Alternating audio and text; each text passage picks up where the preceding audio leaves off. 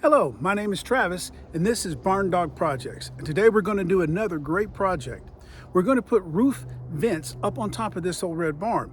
When we originally built the barn, it didn't have roof vents because it was all open. We were going to have these barn doors open, and we were going to let the heat and cool blow through it. Well, we decided to put a new ceiling in it, and that so that we can insulate it, and that's going to allow us to heat and cool this barn better year-round. Well, when we do put that ceiling in it and we insulate it, it's going to create problems if we don't address them. It's going to create heat that's going to be trapped inside there. And if we don't, that heat is not allowed to escape. It's going to condense and cause moisture issues and problems for us down the road. By putting in these roof vents, it's going to allow that heat to naturally escape.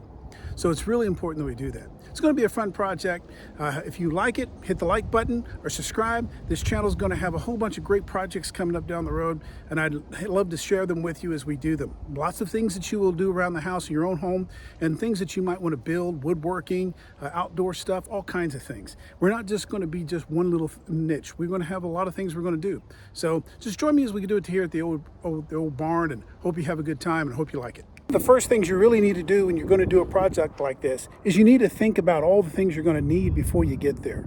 You're going to be going up on roof, and the last thing you want to do is be coming up and down because you haven't thought it all through. It's frustrating, and it's going to take a lot of extra time. So spending an extra 10, 15, 20 minutes at least in the beginning, or even weeks in before that, before just preparing what you're going to need, is highly important. So let's go through a few things that I'm going to use before I get up on top of that roof. First things first, we're going to need the actual vent. This is what we call a slant back roof, and it's going to use the ability to keep the rain out once it's up there. It's going to have a hole here that lets the heat out, and then it's going to vent through here. One of the things when I'm in the middle of something that I really don't like to do is I really don't, when I'm on a roof, want to measure. So what I've done is I've created me a template, and I'm going to put this template in, and when I'm up there, it's going to save me a lot of time because I'm not going to have to get up there while I'm on the roof and measure with my tape measure. I can put the template down, cut, and be done. Next thing, I don't have a cordless drill or saw, so I'm going to have me an extension cord that's going to run my jigsaw. I do have a cordless drill, and so I'm going to use this DeWalt here with a metal bit. They're so good. They go through metal like butter. The next thing that's going to be important to take up there is you're going to need a good sealant. I'm going to use through the roof. It's really important that you do not use silicone. So this is through the roof. It's made specifically for roof applications. If you use silicone, you're going to have major problems. It's not recommended by the manufacturer, and most importantly, it's going to have problems with adhesion, and actually my understanding is actually eating the metal. So use something like Through the Roof or another off-brand. Mostly of your home stores like Lowe's and Home Depot are going to offer something like that. So make sure you use something like this. Okay, obviously you're going to need a caulk gun. And then I always think it's good to have a good tilt belt. If you don't have one, you can pick one up real cheap. They're not that expensive. And the reason what a good tool belt will do for you is it'll be an extra set of hands. Now in this tool belt I'm going to take up there with me today is I'm going to make sure I take me some white metal screws with the rubberized washers that's recommended with it. I'm going to take me my tin snips, which is highly important on that, and I'm also going to take me a black marker. The black marker is going to help me mark out this template so that I can make my cuts. Okay, so now we're up here upon the roof, and what I'm doing is I'm going to put these vents 5 foot from each end. I have a 40-foot roof. I'm going to put 5 foot from each end and then 15 from the end. So it'll be 5 and then 10 foot across the middle, and then 5 on the other end to kind of get them spaced out. You're going to need roughly 1 vent for every 300 square feet. So I have a 1,200 square foot roof, so 1 vent every 300 feet would give me 4 vents. Okay, so you can do the calculation on your own. Is if you take your ceiling roof, divide that by 3. So with this 4, this has got this marked at 5. I've taken out a couple of screws to get this where I can get in here. You can see I've got my template. Just slide this template now in here real easy where I want to get that. I don't have to do any measuring. I don't have to do any cutting or thinking really. At this point, I know exactly where my hole should be. I can take my marker. I'm gonna move that over just a little bit actually. Right here. And now I can cut a perfect hole for this vent without having to think or process or do a whole lot of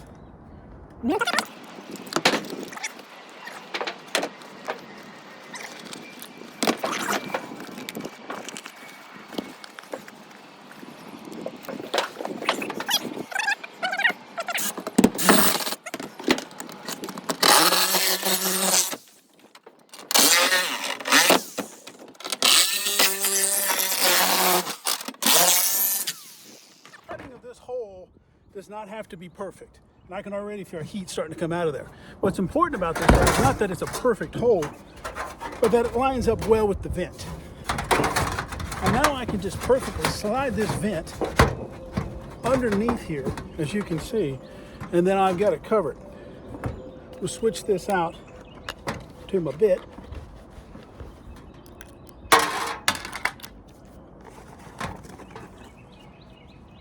Get a wood screw. Let me get the screw. And there we go.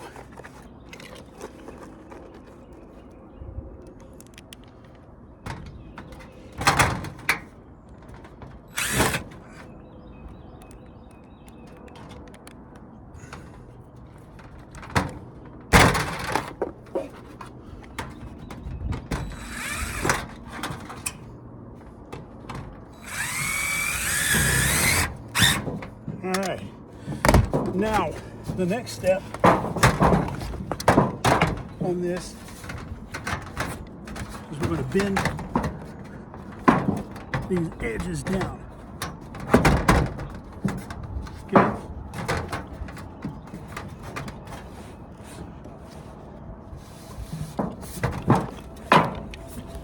And this is where the nips are going to come in handy. We can cut right around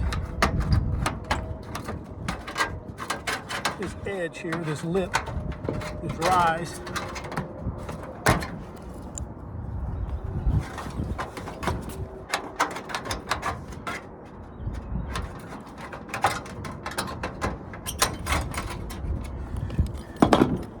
And that's going to allow us to bend all the way down around here. With that, then we should just be able to start applying screws. Hopefully.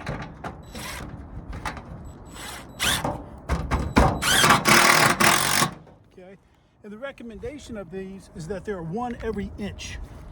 So we're going to put a lot of screws in.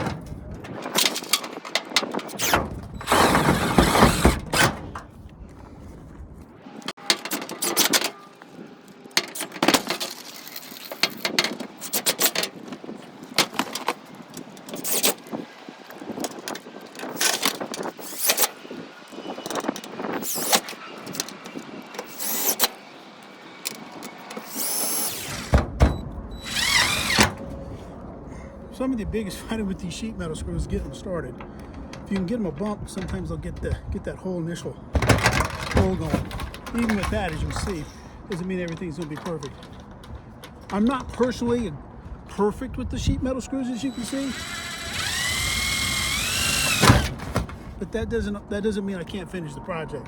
Just like you can finish the project too.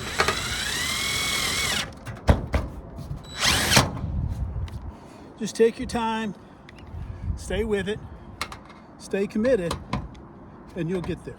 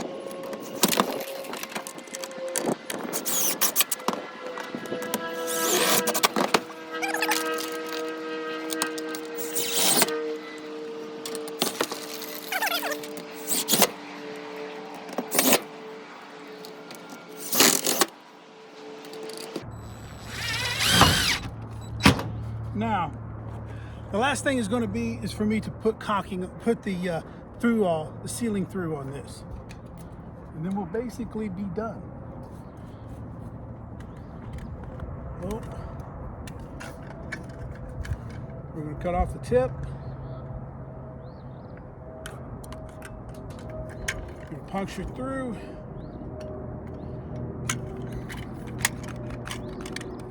And one of the things I didn't say earlier that you should get is you should really get you some latex gloves or something. This stuff is really sticky.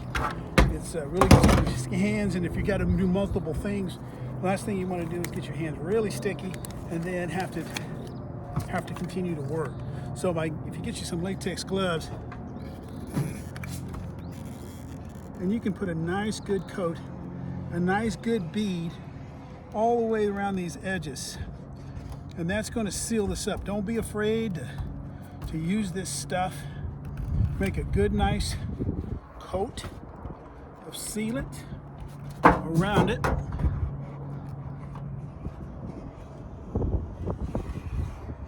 Okay, nice and thick.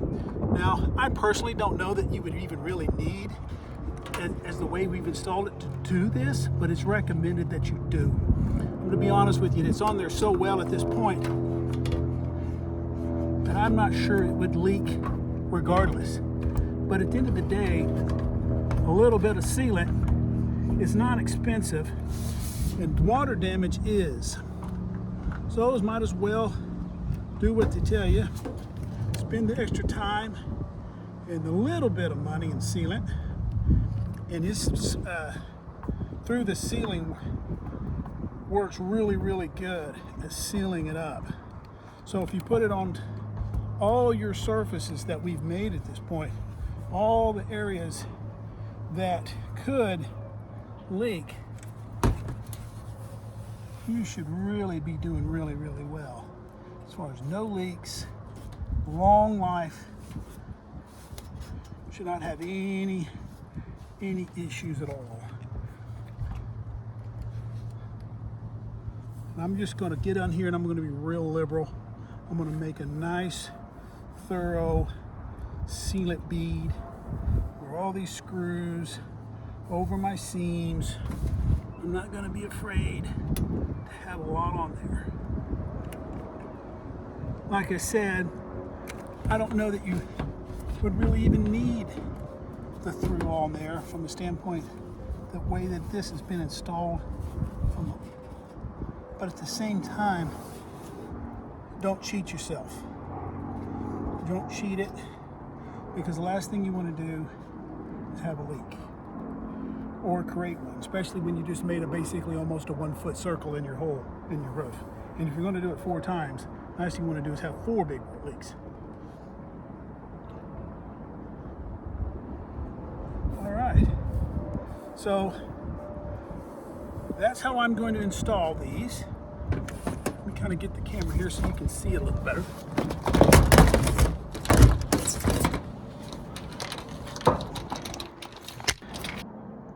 All right, so as you can see, kind of getting you an up close and personal with it, just kind of looking at it, that's what we've done. All right, so we've finished all 4 of them. They're installed. They look equally spaced. They look professional. So up here on the roof, what I would just say again, I put 4 roof vents in here on the old Barb Knob projects. I feel like it was a success. It only took me total maybe an hour to maybe an hour and a half to do all 4. So anyway, get out there, do your projects. If you like this video, again, hit the like button, subscribe to the channel. We're going to have tons of projects coming up, some woodworking stuff, so we're going to put all kinds of different things. So this is just a common guy doing common home projects that we need to do. We're just trying to share my struggles. If you have any comments, leave them below. Love to hear from you. Thank you. Bye.